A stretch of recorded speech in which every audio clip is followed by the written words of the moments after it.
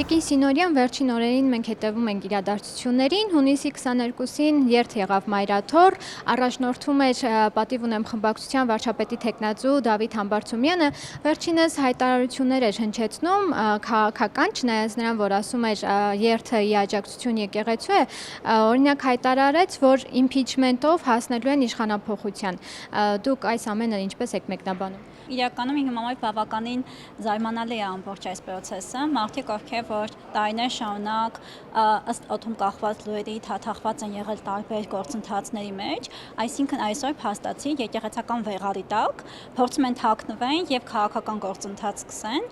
Ժողովուրդը եւ հասարակությունը դա շատ լավ հասկանում է եւ այն մարդկանց բազմությունը, որտեղ հավաքվել է այն քանակը, ակնհայտ ցույց տվեց, որ հասարակության կողմից իրենց որևէ գործընթաց չունի աջակցություն։ Եվ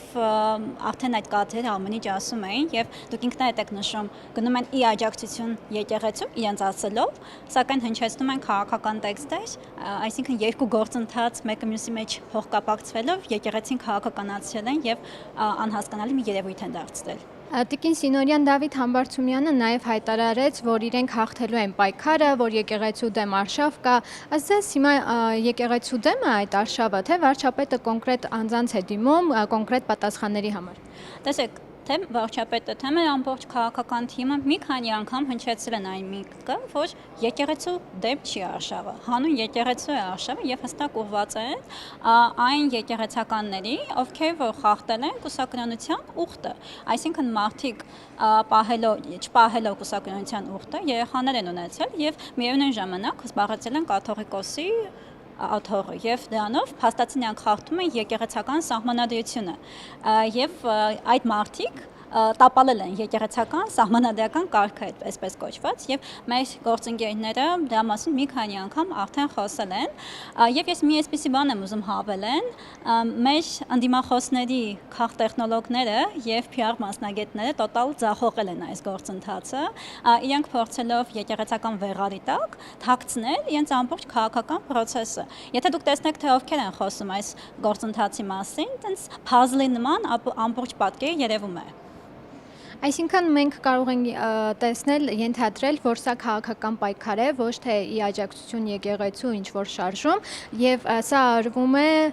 2026-ին ընդառաջ։ Բնականաբար, այստեղ ի աջակցություն եկեղեցու չէ, սա ի աջակցություն հստակ մարդկանց է։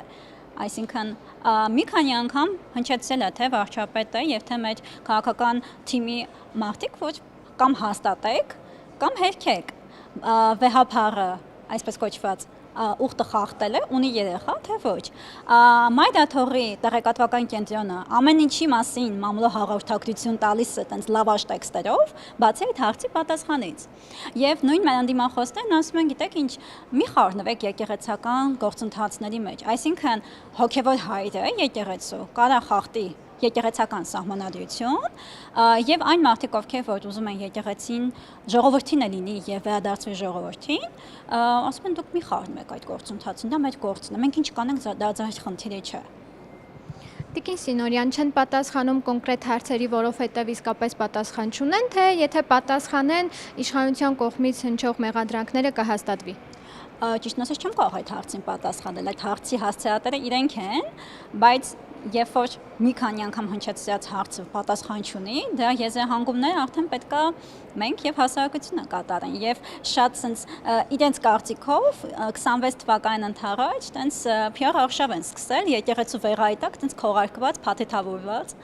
ամեն դեպքում ես համոզված եմ որ շատ գումար են ծախսել այդ գործընթացի վրա քաղտեխնոլոգների կողմից, սակայն իրենց քաղտեխնոլոգները ինչպես նախորդ տարի սխալվեցին սրբազան պայքարի ընթացքում, նույնը հիմա են կատարում Տեսեք,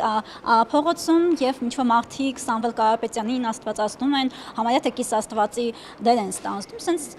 նայում եմ եւ ուզում հասկանամ adekvat են, adekvatություն ունեն։ Պաստառներ են փակցված, որ Սփյուռքը Սամվել Կարապետյանի կողքին է։ Ամենայն հարգանքով մեր Սփյուռքի, մեր հայրենակիցների հանդեպ, ես ունեմ հարազատներ, բարեկամներ, որոնք բնակվում են Սփյուռքում, բայց Հայաստանի Հանրապետության ճակատագիրը եւ վաղվա օրը որոշում է Հայաստանի Հանրապետության քաղաքացին, որ բնակվում է այստեղ, որ մասնակցում է ընտրության եւ ընտրության միջոցով ձևավորում է իշխանությունը։ Հայաստանի Հանրապետությունում իշխանության ձևավորման մեկ գործընթաց կա, ընտրությունների ձևով։ Մնացած բոլոր կոչերը եւ տենց փաթթավորումները սահմանադրական կարգի տապալման գործընթացներն են, որոնք որ իրավական դաշտում համապատասխան գնահատականը իրավապահ մարմինների կողմից ստացել են։ Դուք ինքներդ եք տեսել օր առաջ բոլոր հրապարակումները։ Տեսեք, մենք շատ հաճախ ենք լսում եկեղեցուց, որ իշխանությունները չպետք է խառնվեն եկեղեցու գործերին, որ իրենք չեն խառնվում քաղաքական ինչ-որ գործընթացներին, բայց օրինակ նույն երթի ժամանակ Գարեգին բան հայտարարեց, խոսեց Սամվել Կարապետյանի ձերբակալման մասին, որակեց դա ապօրինի ձերբակալում։ Մենք տեսանք, որ նաև հոգևորականները այցելեցին քննչական կոմիտե, որտեղ Սամվել Կարապետյանն էր։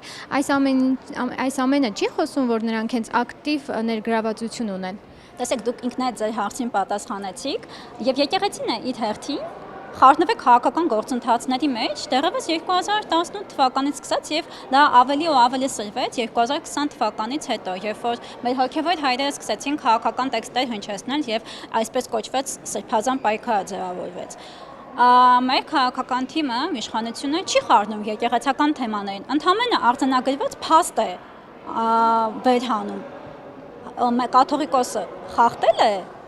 համապատասխան իր ուխտը, թե ոչ, որի արձագանք մինչև օրս չի տրվել։ Մայրաթողի տեղեկատվական կենտրոնը դրա վերաբերյալ որևէ մեկնաբանություն չի տվել։ Ըստ ձեզ նաև ինչպիսի ավարտ կունենան այս իրադարձությունները։ Մենք ի վերջո կլսենք հարցի պատասխանը, թե ինչ գործընթացների սպասենք։ Դա պետք է հարցնենք Մայրաթողին, տեղեկատվական կենտրոնին, արդյոք իրանք երբ են պատրաստվում տվյալ հարցին վերջնականապես պատասխանեն այո կամ ոչ տրամաբանությամբ։ Սպասենք, տեսնենք ինչքան կձգի Մայրաթողը այս ամբողջ գործընթացին, բայց այդ մի կարևոր հանգամանք եմ ուզում նշեմ։ Մենք ունենք կուսակրոն եւ ոչ կուսակրոն քահանաներ։ Ոչ կուսակրոն քահանաները իրենք ամուսնացել են եւ երեխաներ ունեն եւ իրենք քահանայի աստիճանից չեն բարձրացել։ Եվ փաստացի իրենց հանդեպ այս պահի դրությամբ անարդար վերաբերմունք կա։ Իրենց ղեկավարում է մի մարդ, որը